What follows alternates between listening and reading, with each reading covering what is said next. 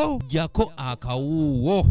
Nga gavumenti eteekateeka okugulawo ekisaawe ky'ennyonyi, Godfrey Kiwanda Suubi, minisita omubeezi w'ebyobulambuzi wano mu ggwanga, asabye bannabyabufuzi bonna okukomya okukola ebyobufuzi ebirimu obuvuyo kubanga kino kijja kutiisa abalambuzi okujja kuno okulambula.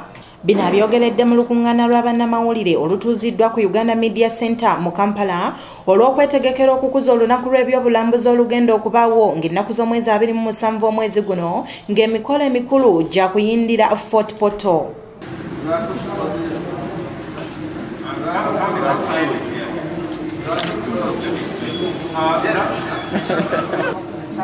Minisita Kiwanda asabye abo bonna abakola ebyobufuzi ebyakavuyo olw'okuwangulwa ne baagala bonoone buli kimu bonna bafiirwe ekintu ekisiiga ekifaananyi ekibi eri eggwanga lyaffe olwo abalambuzi ne batya okujja okulambula. Ebyekijega muswaza eggwanga lyaffe ne muleetera n'abalambuzi abantu badde balambula eggwanga lyaffe obutajja. So mu bannabyabufuzi abantu bagadde okukola ebyobufuzi ebyekijega bagenda kuwangula n'ogakambigwemu mu byonoone. Buli lwokola decision y'okugwa mu bintu kuba abamu be mulaba mu zino violence ezabaddewo abamu babadde omuntu walaba nga bagenda muwangula n'agakambigwemu wakiri byonna biffe. Wano wasinzidde n'akakasa nti gavumenti mu bbanga eritali lyewala nnyo egenda kuggulawo ekisaawe ky'ennyonyi ekikulu eky'Entebbe abalambuzi basobole okuyingira eggwanga okulambula. Amawulire amalungi agagamba nti tugenda kuggulawo ekisaawe ky'Entebbe eri batwalisiti baffe. Ekisaawe kyaffe eky'Entebbe oba okuggulawo eri abalambuzi. Era ndala okuyita abalambuzi bonna namwe batu operators abadde n'abalambuzi abasasula sente naye nga abadde balinda bulijjo lunaku lwetugenda okuggulawo. Kiwanda agamba bukyanga omuggalo gw'ekirwadde kya COVID-19 gujjawo mu ggwanga ebyobulambuzi bifiiriddwa ensimbi eziri eyo mu buwumbi $200 okwawukanako n'omwaka oguwedde ogutaalimu COVID-19 ogwa 2019-2020 ng'eggwanga lyayingiza akawumbi kamu mu $60,000. Omwaka gubeeramu kwota 4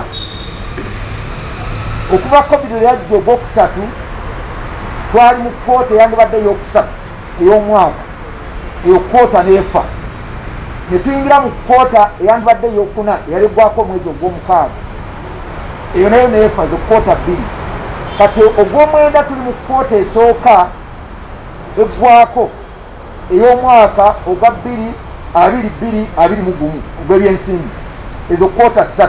Bw'avudde wano ategeezezza nti Uganda yakwegatta ku nsi yonna ng'ennaku z'omwezi 27 omwezi guno okukuza olunaku lw'ebyobulambuzi era ng'emikolo emikulu gya kuyindira Fort Portal n'omulamu ogw'okutumbula ebyobulambuzi mu byalo. Emirembe.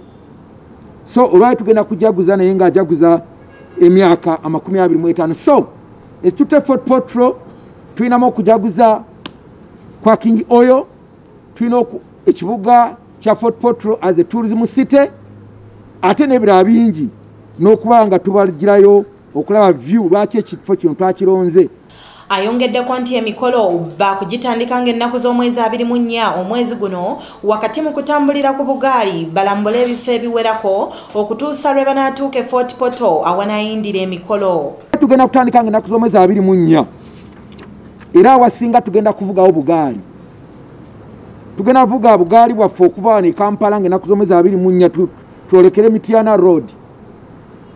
Tujja vuga obugaali paka tutuuke ku Walumbe Tanda embuga ya Nambi. Tubawadde ekiseera kuba twagala abantu bangi kuŋŋaana. Omulamu omukulu ogw'abawaliriza okukuliza emikolo gino e Fort Portal baagadde bajagulize wamu n'obukama bwa Tooro amazaalibwa g'omukama oyo Nnyimba Kabamba Iguru ng'aweza emyaka 25 egy'obuto. Tooro King Oyo Nnyimba Kabamba Iguru Rukidi owokuna ajja kubanga ajaguza Silver Jubilee. Tumsime Stephen yakusakidde eggulire lino okulwa ABS Television. Mu nsi yonna naye engeri gy'olaba